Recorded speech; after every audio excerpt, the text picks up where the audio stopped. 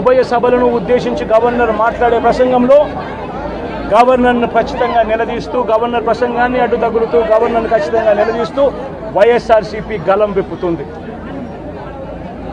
దాని తర్వాత ఖచ్చితంగా మళ్ళీ మంగళవారము వైఎస్ఆర్సీపీకి సంబంధించిన ఎమ్మెల్సీలు, ఎమ్మెల్యేలు, ఎంపీలు, రాజ్యసభ సభ్యులు, లోక్సభ సభ్యులు అందరూ కూడా ఢిల్లీకి వెళ్తారు. వెళ్ళి బుధవారము ఢిల్లీలో సింబాలిక్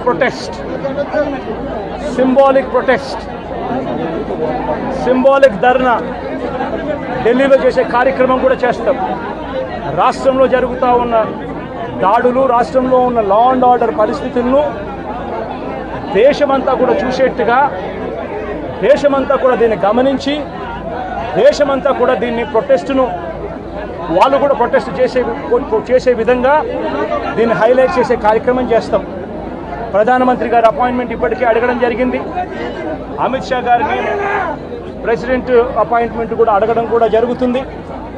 వీళ్ళందరూ కూడా అపాయింట్మెంట్ ఇస్తే వీళ్ళందరినీ కూడా కలిసి వీళ్ళందరికీ కూడా చెప్పే కార్యక్రమం కూడా చేస్తాం. సరే, ఈ ఇష్యూలో మీ ప్రధాన విషయం చెప్పేటప్పుడు నువ్వు ఫ్లో పోతుంది కదా.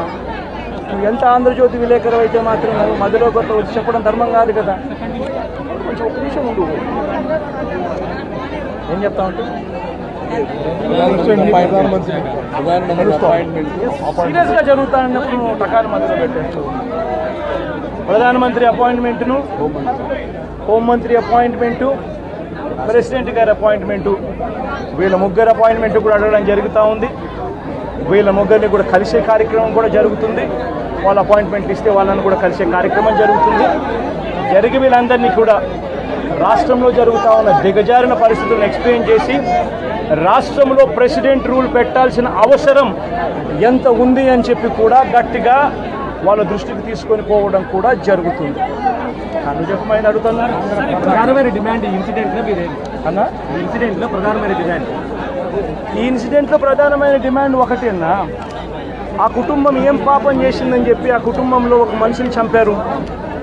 చంపడమే కాకుండా ఆ కుటుంబాన్ని అప్రతిష్ట పాలు చేస్తూ ఆ పిల్లాడి మీద ఎలాంటి చెప్పుకోదగ్గ హత్యలు చేసిన కేసులో, లేకపోతే ఒక ఫ్యాక్షన్ కేసులో, లేకపోతే తనను ఒక ఫ్యాక్షన్ లీడర్ కిందనో, ఒక హత్యలు చేసిన వ్యక్తి కిందనో తనను ఒక ప్రొజెక్ట్ చేసి పోలీసులు ఏ రకంగా ఆ వ్యక్తి, ఆ పిల్లాడి వ్యక్తి ఆ జీవితము, ఆ కుటుంబం జీవితంతో చెలగాటలాడుతూ ఏ రకంగా వ్యక్తిత్వ హరణ చేస్తూ ఉన్నారు. ధర్మమేనా? రేపొద్దున మీకైనా కానీ ఎవరైనా కూడా ఇదే మాదిరిగా చేసి మీరు హత్య కాబడితే సింపతైజ్ చేయాల్సింది పోయి సింపతైజ్ చేయకపోగా మీరు హత్య రాజకీయాలు చేసేవాళ్ళు అన్నట్టుగా, మీరు ఫ్యాక్షన్ రాజకీయాల్లో ఉన్నట్టుగా, మీరు ఇంతకు ముందు ఏదో చేశారని చెప్పి తప్పుడు ప్రచారం చేసి ఆ తప్పుడు ప్రచారంలో భాగంగా మిమ్మల్ని చంపారని చెప్పి మీ మీద చేస్తే మీకు నచ్చుతుందా? కనీసం పోలీసులు అనే వాళ్ళు ప్రేక్షక పాత్ర వీడి చంద్రబాబు నాయుడు అనే వ్యక్తి క్షమాపణ చెప్పాలి. మోస్ట్ ఇంపార్టెంట్ థింగ్, రాష్ట్రంలో జరుగుతూ ఉన్న దాడులను తాను ఖండించి క్షమాపణ చెప్పి ఇక మీదట ఇలాంటి పరిస్థితులు ఉండవు అని చెప్పి ప్రజలకు భరోసా ఇవ్వాలి. వైఎస్ఆర్సీపీకి ఓటు వేసిన వాళ్ళకు కూడా భరోసా ఇవ్వాలి. ఎందుకనంటే ఈరోజు ముఖ్యమంత్రిగా తాను ఉన్నాడు అనంటే కేవలం వైఎస్ఆర్సీపీ నుంచి కూడా ఒక 10% ఓట్లు అటువైపున తన మోసానికి అటువైపున నమ్మి అటువైపున పోయిన ఓట్లే కదా. ధర్మంగా అది కదా ఈ మాదిరిగా చేయడం. మొట్టమొదటిసారిగా చంద్రబాబు నాయుడు క్షమాపణ చెప్పాలి. పోలీసులు వాళ్ళ విధులు నిష్పక్షపాతంగా చేసే విధంగా పోలీసులు అడుగులు ముందుకు వేయాలి. ఇవన్నీ జరిగేదానికోసమే ఒత్తిడి తీసుకొచ్చే కార్యక్రమంలో భాగంగా ఇవన్నీ చేస్తారు.